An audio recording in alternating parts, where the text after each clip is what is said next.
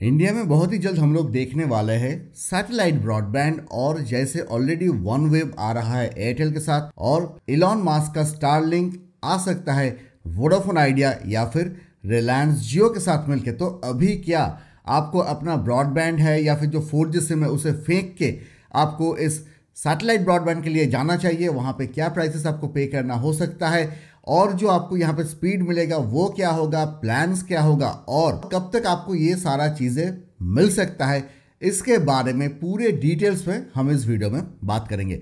क्योंकि इसके पहले हम लोग जब 2G यूज़ करते थे उस वक्त जैसे 4G एक बहुत ही बढ़िया चीज़ें आने वाला है और उसके लिए हम लोग वेट कर रहे थे, उसी तरह से हम जब 4G यूज़ कर रहे थे उस वक्त हम वेट कर रहे थे 5G के लिए। लेकिन कल जो अनाउंसमेंट आया कि 5G आते आते या तो 2022 का एंड या फिर 2023 हो जाएगा और उस जगह पे खड़ा होकर डेफिनेटली अभी सैटेलाइट ब्रॉडबैंड आपके 5G से पहले इंडिया में आ जाएगा और उस चीज़ को लेके आपका जो कंसेप्ट है वो क्लियर होना चाहिए। So without any further delay, मैं है उत्सव फ्रॉम कोलकाता, आप देख रहे हैं उत्सव रॉक्स टेक।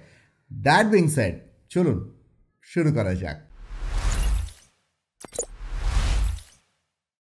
इंडिया में सैटेलाइट ब्रॉडबैंड में दो मेजर कंपनीज है, एक है वनवेब, एक है स्टारलिंक जो है इलॉन मस्क का कंपनी। अब वनवेब जो है वो लेकिन ऑलरेडी एयरटेल के साथ उन्होंने इंडिया में पार्टनरशिप कर लिया है। अब ये पार्टनरशिप क्यों हुआ है? क्योंकि वनवेब पूरी दुनिया में जो एग्जिस्टिंग ब्रॉडबैंड सर्विस प्रोवाइडर्स है उनके साथ लेकिन वो कंपटीशन में नहीं गया है, रादर उन्होंने उनके साथ ही पार्टनरशिप कर लिया है करके उनके साथ मिलके सैटेलाइट ब्रॉडबैंड सर्विस प्रोवाइड करे।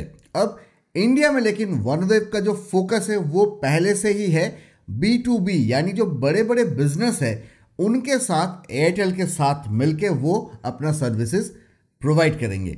अब स्टारलिंक का लेकिन थोड़ा सा बिजनेस जो स्ट्रैटेजी है इंडिया में वो अलग है। जैसे स्टारलिंक का ऑलरेडी प्री रजिस्ट्रेशन हो रहा है जहां पे आपको $99 आपको देके वहां पे प्री रजिस्टर करना होता है जो 7,000 रुपीज से भी ऊपर है। अब आप ये जो पे कर रहे हो, ये पे करने के बाद भी ये जस्ट आपका एक प्री रजिस्ट्रेशन कॉस्ट है, इसके बाद भी आपको और पैसा देना हो सकता है। और जो प्लान्स आपको स्टारलिंक की तरफ से मिलेगा क्योंकि वो लेकिन B2C यानी आप, मैं, ऐसे जो इंडिविजुअल यूजर्स है उनको लेकिन स्टारलिंक टारगेट कर रहा है या फिर उनके ऊपर फोकस कर रहा है।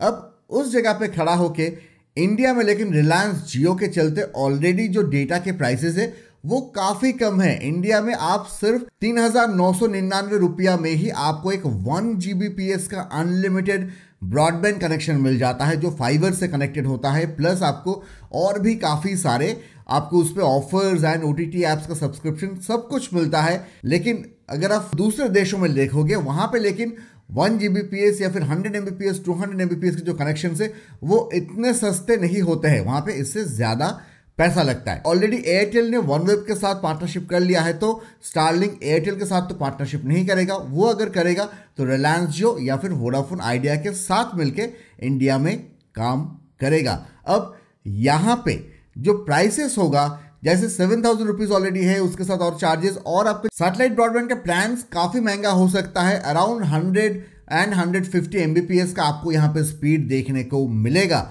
और आपका जब प्लान्स होगा, प्लान्स लेकिन आपके ब्रॉडबैंड के जो प्राइसेस है वहां पे अगर आप महीने का 600 रुपया 700 रुपया भी अगर आप पे कर दे तो वहां पे आपको 100 Mbps से ऊपर का अनलिमिटेड आपको वहां पे यूजेज मिल जाता है, प्लस अदर फीचर्स। लेकिन सैटेलाइट ब्रॉडबैंड वैसा नहीं होगा।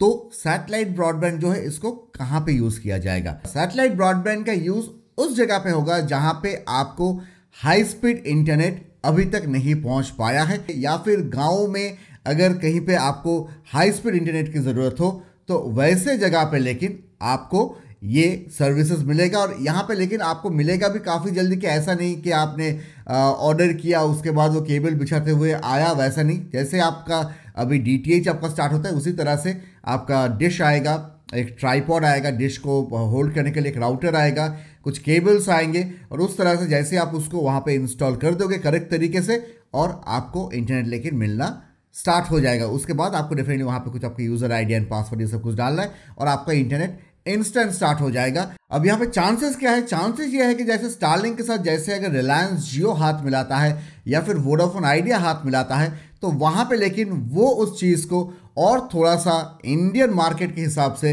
अफोर्डेबल बना के फिर चीज़ों को हमारे पास ला सकता है। दैट्स ऑल दोस्तों, आई एम श्योर वीडियो काफ़ी लंबा हो गया, लेकिन जो जो मैंने कहा ये सभी चीज़ें मुझे कहना था।